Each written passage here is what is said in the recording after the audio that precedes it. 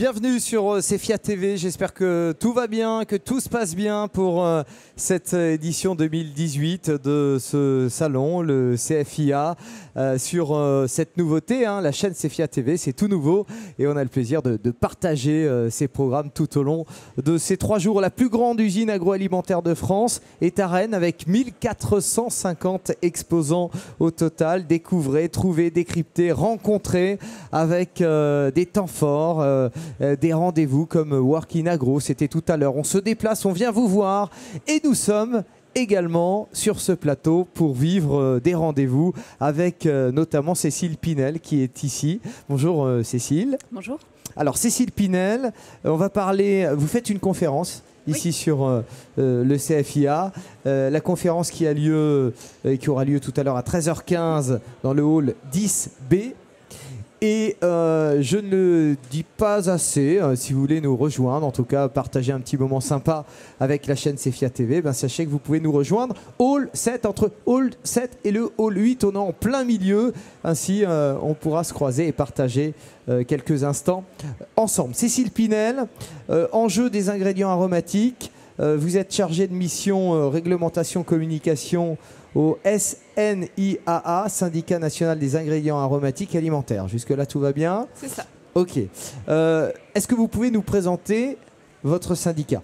Bien sûr. Donc le SNIA, on représente toutes les entreprises qui produisent des arômes alimentaires et les autres ingrédients aromatiques qu'il existe pour l'alimentation. Donc nous, on est là pour promouvoir finalement ce que font nos adhérents, ce que font toutes ces entreprises qui apportent du goût dans l'alimentation d'aujourd'hui, de demain et puis d'hier également, parce que c'est des entreprises qui ont pour certaines un très long passé, qui existent depuis 150 ans quasiment. Et donc nous, on est là pour déjà les accompagner sur tout un volet réglementaire, parce que dans l'alimentaire, comme vous devez le savoir maintenant, on a une réglementation très rigoureuse, ce qui est normal.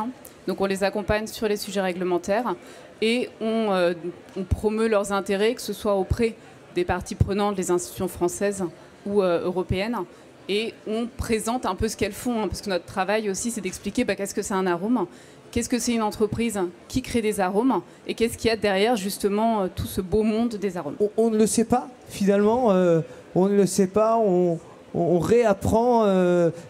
Ma question un peu anodine comme ça se cache la thématique. Pourquoi parle-t-on, pourquoi a-t-on besoin de parler aujourd'hui de ces enjeux des ingrédients alimentaires? Qu'est-ce qu'il y a en toile de fond derrière? En fait, il y en a toujours eu finalement des enjeux, il y en a toujours sur toute filière de création. Mais c'est vrai qu'aujourd'hui, on sent que le consommateur, et ça fait quelques temps déjà que ça a commencé, mais il y a un vrai mouvement où le consommateur il a de plus en plus besoin de savoir ce qu'il a dans son assiette, de comprendre finalement comment son produit est arrivé jusqu'à lui. Et donc nous, ça, on l'a compris au niveau de la profession, et ce qu'on souhaite, c'est démystifier un peu ce qu'il y a derrière ce mot arôme, que ce soit un arôme naturel, que ce soit un arôme non naturel, des extraits, qu'importe ce qu'on a. C'est d'expliquer ce qu'on fait, et c'est vrai qu'aujourd'hui c'est encore plus important que ça ne l'était finalement hier. Et il y a beaucoup d'autres enjeux aussi, parce qu'on est un peu à la croisée des chemins. Il y a des enjeux de développement durable, il y a des enjeux de consommation durable, des enjeux d'alimentation santé, et c'est vrai que nous, nos entreprises cherchent à y répondre, et donc on veut expliquer comment elles cherchent à y répondre. On peut redonner la définition d'un arôme, revenir à l'essence même? Je ne vais pas rentrer dans la réglementation parce que sinon je vais vous ennuyer au plus haut. Soyons précis. Mais mais en fait un arôme, c'est un ingrédient qui est incorporé dans un aliment. Ça peut être une boisson, ça peut être un biscuit, ça peut être beaucoup de choses, et en très petite quantité. Donc c'est de l'ordre généralement de 0,1 à 2% du produit fini. Donc on est vraiment un très petit ingrédient. On a un gros pouvoir finalement, parce que c'est nous qui apportons le goût. Et en fait, c'est un ingrédient qui apporte un goût et ou une odeur finalement à l'aliment dans lequel il est incorporé. Alors les détracteurs de certains arômes disent ça suffit, on arrête, on n'en veut plus. Est-ce que c'est possible tout simplement de stopper les arômes? Non, sinon on ne serait pas là aujourd'hui. Non, c'est pas possible D'abord parce que sans les arômes, l'alimentation, elle n'aurait plus trop de goût ni de saveur. C'est vrai qu'ils ont quand même un rôle aujourd'hui. Les arômes, ça existe depuis la nuit des temps, j'exagère un peu probablement, mais ça a toujours été utilisé dans l'alimentation, d'ajouter des petites choses qui apportent du goût et de la saveur. On a aujourd'hui des produits qui, sans arômes, n'existeraient pas. Une eau aromatisée, si vous n'avez pas d'arôme, c'est un peu compliqué. Or, c'est des produits qui sont quand même très demandés et qui ont vraiment, qui plaisent aux consommateurs. Voilà, on a les arômes ont une raison d'exister aussi pour dans des questions de développement durable également. À savoir Alors ça, on parle de vertitude. Est-ce que les arômes doivent se racheter une vertitude entre guillemets? Se racheter, je sais pas trop, parce on a toujours eu à la fois des arômes naturels et des arômes qui ne sont pas naturels. Et donc ça, je pense que c'est juste que ça a été oublié en fait finalement qu'il y a les deux volets. Il y a les deux types, il y en a plus d'autres de types d'arômes, mais on va dire les deux grandes catégories. Et ce qui est dommage, c'est de complètement de se dire l'un est mieux que l'autre. Bah non, parce qu'ils ont tous les deux une valeur ajoutée pour différentes raisons. Je peux vous les expliquer maintenant, sinon je vais plus vous lâcher. Mais donc voilà, bien sûr, évidemment, il y a une demande de naturel beaucoup plus forte de la part des consommateurs. Donc clairement, la production d'arômes naturels augmente chaque année, mais les deux ont une raison de coexister. Alors, ils ont une raison de coexister. Est-ce qu'il est possible, justement, de n'avoir que des arômes naturels? C'est une question un peu compliquée de répondre à ça. Si on veut que du naturel, bah oui, on peut, mais il y a des goûts qui n'existeraient pas si on veut que du naturel. Et puis surtout, il faut penser aux ressources de notre planète et se dire que si on veut faire que du naturel, eh ben, la planète, elle tiendra pas le coup. C'est ça, vous m'avez dit en préparant cette interview, si on voulait que des arômes naturels, il faudrait planter un continent entier pour faire pousser ces arômes naturels. Enfin, la matière première à partir de laquelle l'arôme naturel est créé. C'est ça la difficulté en fait. Sur certains goûts très demandés des consommateurs, il faudrait des matières premières de manière illimitée. Et c'est pas possible, c'est pas faisable et c'est pas viable. On peut pas, en tant que consommateur, on peut pas se dire que c'est une bonne chose de penser ça. Donc on a tous ces enjeux en fait en arrière-plan dont le consommateur n'a peut-être pas conscience, dont même les clients n'ont peut-être pas conscience. Et c'est vrai qu'on essaie aussi de les expliquer parce que c'est pas simple. Je précise que vous êtes en conférence sur le CFIA tout à l'heure dans le hall 10B à 13h15. En préparant cette interview, on échangeait également sur le fait que on communiquait très peu sur les arômes. Finalement, on faisait notre recette dans l'agroalimentaire et puis pas besoin de communiquer, on n'a pas besoin d'en parler. Sauf qu'aujourd'hui, c'est tout le contraire. Tout à fait, c'est vrai qu'il y a probablement... on s'en est rendu compte qu'on ne pouvait pas... Pendant des années, on n'a peut-être pas pensé à communiquer et c'est probablement c'est dommage, c'est probablement une erreur et on s'est rendu compte que finalement, si on ne parle pas, les gens vont parler pour nous sans connaître ce que l'on fait, sans connaître comment les entreprises travaillent. Et donc aujourd'hui, il y a nous on a une vraie mission à ce niveau-là, au niveau de la profession, d'expliquer ce qu'on fait. Enfin, vous pouvez aller voir tous les outils qu'on développe en termes de communication. C'est clairement un des enjeux de demain, à faire comprendre ce qu'on est. Et c'est vrai que nous, en plus, on est une industrie B2B. Donc, on ne vend pas directement aux consommateurs. Donc, c'est vrai que c'est aussi la difficulté qu'on peut avoir, nous aussi, en expliquant aux consommateurs ce qu'on fait. C'est que, on n'est pas directement face à lui au jour le jour. Est-ce qu'il y a une prise de conscience de la part des responsables de l'agroalimentaire? Une prise de conscience de communiquer sur ces ingrédients, sur ces produits?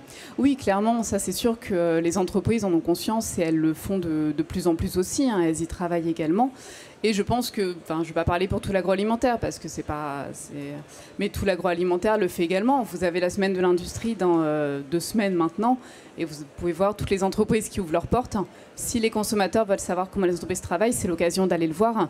Et c'est clairement nous vers quoi on s'oriente pour montrer comment c'est fait, montrer les process de fabrication, montrer... Vous parlez un peu de tourisme industriel. On a eu justement une invitée qui nous parlait du tourisme industriel, qui est un atout désormais pour bien communiquer et surtout communiquer d'une façon courte. Ben oui, parce que c'est vrai que c'est compliqué d'expliquer ce que les entreprises font. C'est vrai que que ce soit le consommateur, que ce soit nous-mêmes, c'est vrai qu'on n'imagine pas tout ce qu'il y a derrière, finalement, le plat qui se termine dans notre assiette. Et c'est vrai que l'expliquer prend un peu de temps, mais ça vaut le coup de le faire. Et les entreprises qui le font, elles sont toujours ravies de l'avoir fait, parce que derrière, les personnes qui viennent, elles se disent « je ne me rendais pas compte que c'était comme ça, c'est intéressant ». Après, chacun son opinion, on n'est pas là pour dire « vous devez penser comme nous ». Mais au moins, on apporte une information objective et on explique comment on fait les choses. Les ingrédients aromatiques évoluent, les innovations dans les prochaines années, que peut-on dire en tout cas sur son évolution?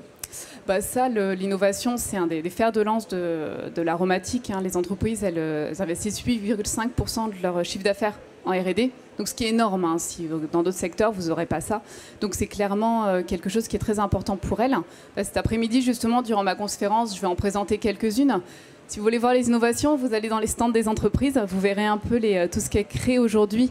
Vous avez des exemples, quelques exemples? En exemple qu'on peut avoir, un des gros exemples du moment, c'est tous les arômes qui vont permettre de maintenir le goût dans des produits qui ont moins de sel ou moins de sucre, pour toutes ces questions de santé du consommateur. On a également les arômes qui peuvent masquer des off-notes dans des produits très protéinés. Donc c'est vraiment répondre finalement à l'alimentation de demain. En fait, c'est des exemples, il y en a beaucoup d'autres.